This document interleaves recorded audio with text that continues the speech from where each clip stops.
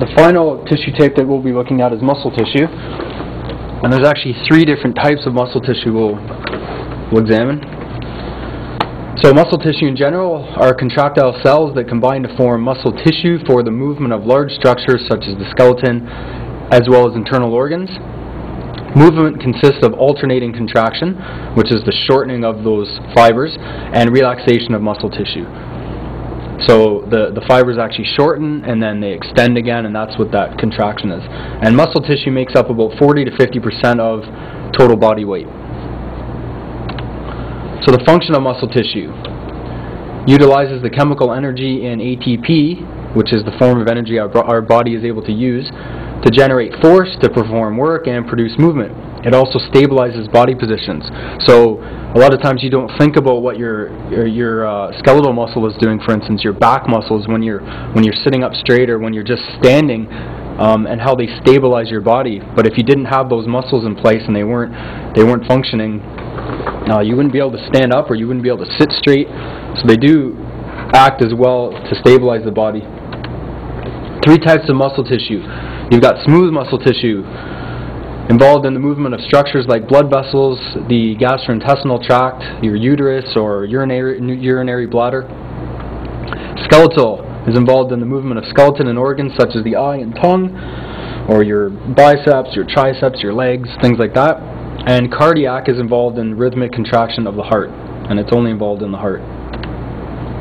Now the differences between the 3, if you look up here at skeletal muscle, so the diagram is showing from your bicep, that's an example of where skeletal muscle is found. And you can really clearly see the lines in here. They're called striations. So they've got clear striations in skeletal muscle.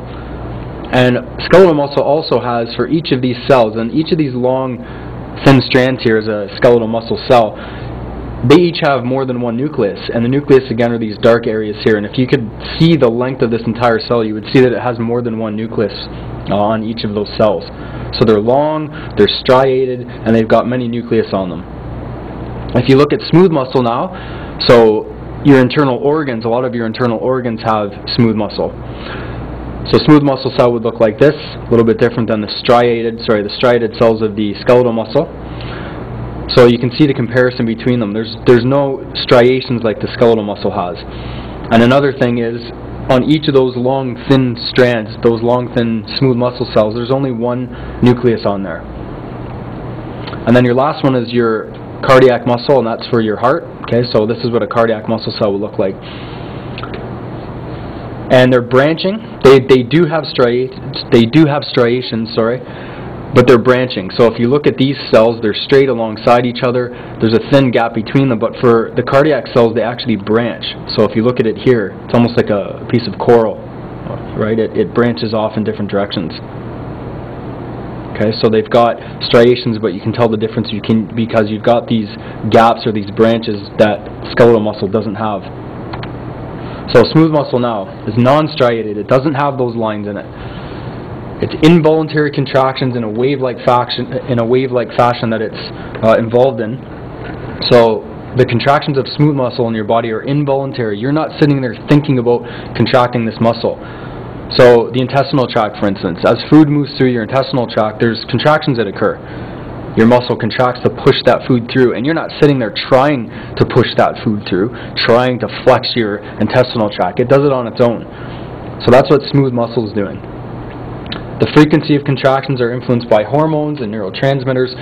So instead of it being your electrical signals that you're consciously controlling, there's hormones and there's chemicals in your body that are causing those contractions to occur. And intestinal tract contracts faster when it's required to contract. So it can do that if more neurotransmitters or hormones are released. Cells of smooth muscle are small with only one nucleus. Smooth muscle fibers are bound together in an irregular branching arrangement which varies greatly from one organ to another. And here's an example of what smooth muscle cells might look like. Okay, so they're bound together in an irregular fashion, which means you can kind of see the direction of these cells where there's kind of a flow this way, some of them are moving this way, and they're all combined to create this tissue here. But the cells aren't all kind of lined up in one direction. And here's another example of some. And remember, it's going to vary depending on the type of organ that it's involved in. So you can see that there's no striations, there's no lines in this tissue here, and each of these nuclei, these dark nuclei, would be for one smooth muscle cell. Okay, your next one is skeletal muscle. It's controlled by large motor nerves that branch within the muscle, elongated cylindrical cells with numerous flattened nuclei. So it's very important to remember one of the differences between skeletal and smooth is that skeletal has more than one nucleus in each of the cells. It's also involved in voluntary contraction, so you can consciously control this muscle. And it appears striated due to alternating light and dark bands. So you can see those lines that are in there, those striations. So skeletal muscle are involved in all of the movements of your body that you're controlling, the movement of your arms, the movement of your legs. Primarily attached to bone, and therefore it moves parts of the skeleton. So this is what it might look like. You can see this is a very kind of magnified diagram of skeletal muscle, but you can see the striations, you can see the dark bands here, and there's a single nucleus there, and here's another diagram as well where you can really see the striations. And if you look at this as being, this is one skeletal muscle cell, you can see that there's more than one nucleus on this one cell. If this was smooth muscle, it would only have one. Here's another cell down here that's got multiple nuclei on it. Okay, and the last one is cardiac muscle. It forms most of the heart. It's also striated. It also is involuntary.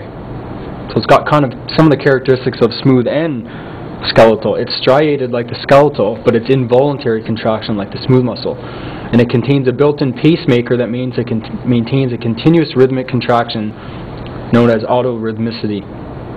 And that means that the heart is pumping on its own, and it's not just responding to chemical messengers, but it's got this regular contraction where it's always beating at a regular interval unless there's things that influence it. And chemical messengers can do that if the heart rate has to increase, but it's still going to maintain that regular beat. And here's some cardiac muscle. And here's another good diagram of it where you can really see the branching. So as the cells are moving through this tissue, you can see the gaps in between where there's branches where some of the cells are moving in different directions. There's these gaps in between them. Something that you wouldn't have in the skeletal muscle, for instance. Although you can also see the striations in it.